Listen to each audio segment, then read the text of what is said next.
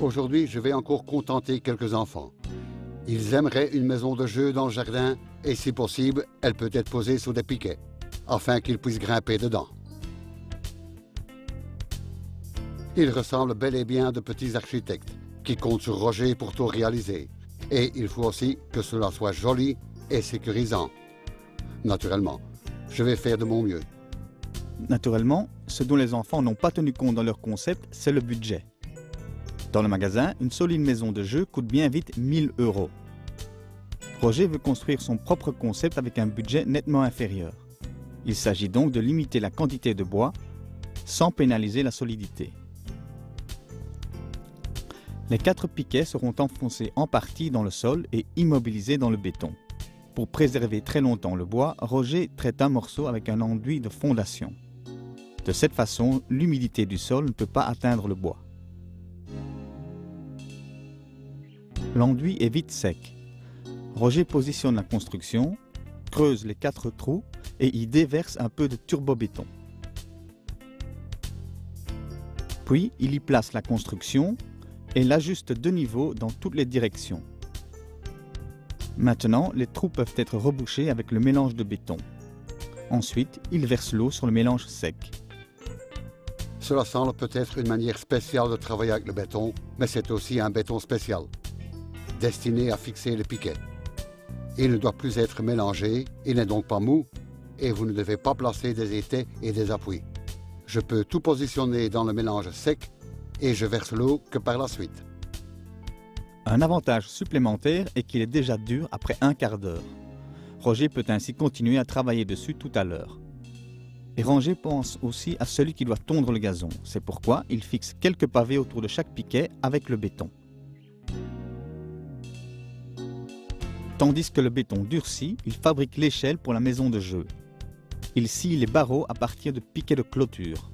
Pour les montants de l'échelle, il a prévu 2 planches de chaque côté. Dans 2 des 4 planches, il perce les trous à travers lesquels les piquets peuvent juste passer. Là, il visse les planches pleines contre et pour tout assembler, il visse les barreaux par l'extérieur. En fait, j'aurais pu enlever la planche avec les trous percés, mais les barreaux ne reposeraient alors que sur les boulons. Mon échelle est bien plus solide et donc plus sécurisante, car les barreaux reposent sur le bois. Un boulon peut toujours se rompre, le barreau ne s'affaissera pas pour autant. L'échelle ne peut pas non plus entraver l'entretien du gazon. C'est pourquoi Roger la monte avec un système de charnière inventif. Simplement un peu basculé vers le haut et la tondeuse peut passer en dessous.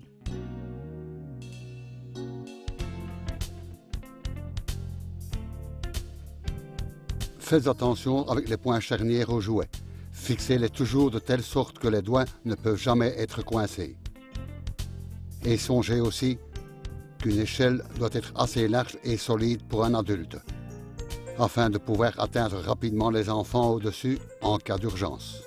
Entre-temps, le béton est devenu assez dur, de sorte que Roger peut ramper sur la construction pour fixer les planches de sol.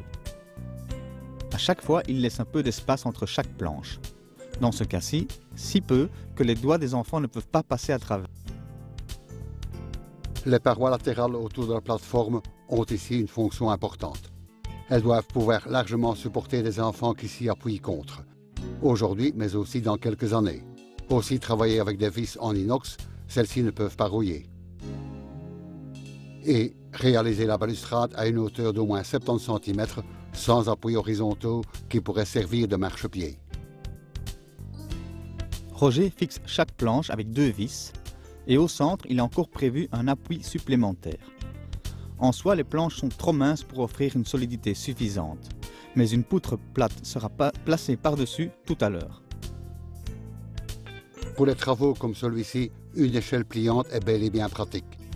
Vous pouvez l'utiliser dans différentes positions, comme échelle pliante, comme petite table et surtout comme échafaudage. Je m'y tiens stable et je peux accéder à un large plan de travail sans devoir la déplacer.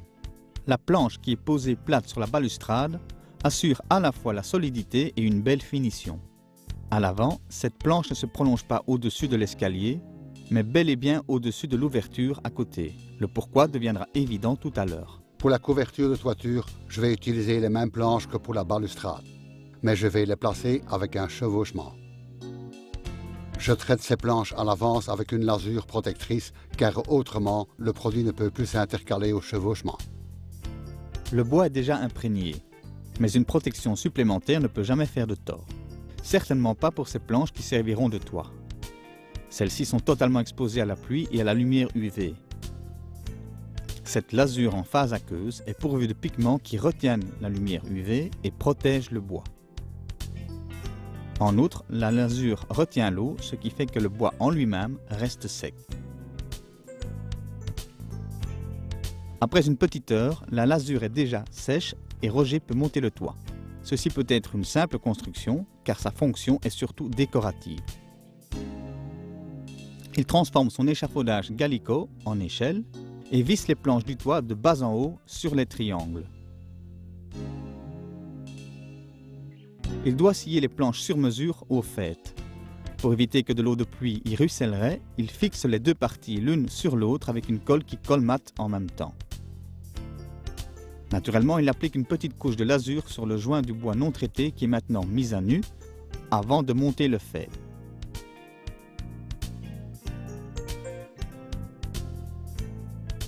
Si vous optez pour la durabilité, vous procurez une protection supplémentaire à une telle construction.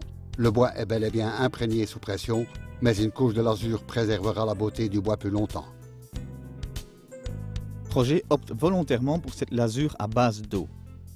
La technologie autour des produits de protection du bois a fortement évolué, ce qui fait que les produits en phase aqueuse sont aussi de haute qualité tout en étant bien plus écologiques. Ils sont aussi en avance en termes de souplesse d'emploi.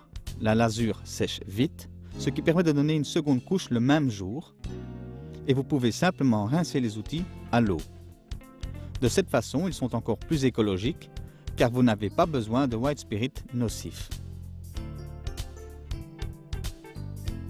Le long de l'échelle, les enfants grimpent en sécurité.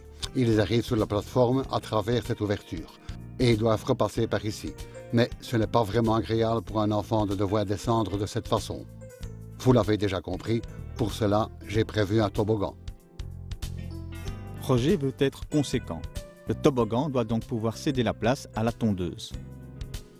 Un système de charnière sécurisant est ici un peu plus difficile, donc Roger fabrique un système de crochet de sorte que le toboggan peut simplement être retiré. Une petite planche de sécurité évite que les enfants emportent le toboggan. Le fait que la lade de couverture se prolonge au-dessus du toboggan est à nouveau lié à la sécurité.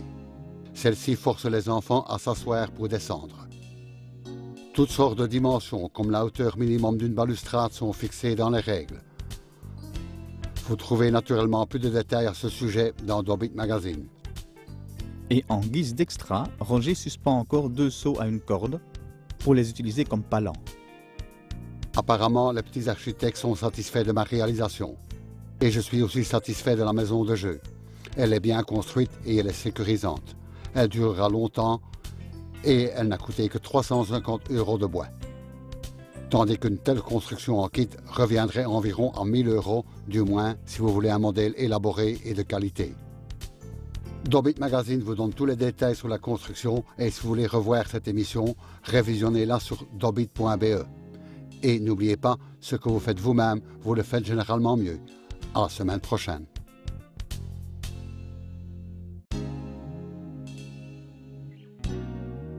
Utiliser des désherbants dans le jardin peut se faire sans crainte, à mon avis, tant que vous les utilisez de façon ciblée et dans la bonne proportion.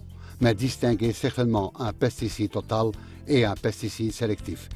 Il n'est pas toujours utile de tout tuer. Sur les sentiers de jardin et les terrasses, vous voulez naturellement que tout soit enlevé. Pour cela, un pesticide universel à action rapide est pratique.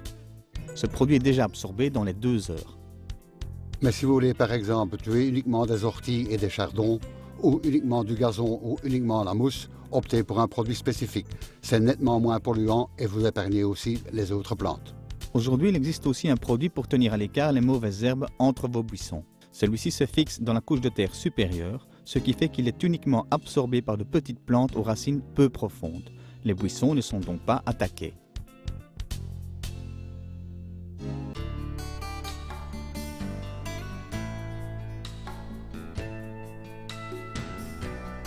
À l'heure actuelle, chacun trouve évident qu'une perceuse visseuse fonctionne sur batterie. Maintenant, nous pouvons aussi profiter de ce confort dans le jardin. Toutes ces machines de jardin fonctionnent en outre avec la même batterie, avec un seul chargeur et une seule batterie. Je peux entraîner pas moins de 8 machines de jardin différentes. Et lorsque cette batterie est vide, je la recharge et je continue de travailler avec la batterie de ma perceuse visseuse de 18 volts. Celle-ci s'y adapte aussi. En plus du confort que procure le fait de ne pas devoir traîner un câble de rallonge, le travail avec un taille et ou la tronçonneuse est bien plus sécurisant. Maintenant, vous ne pouvez plus le cisailler ou le scier par accident.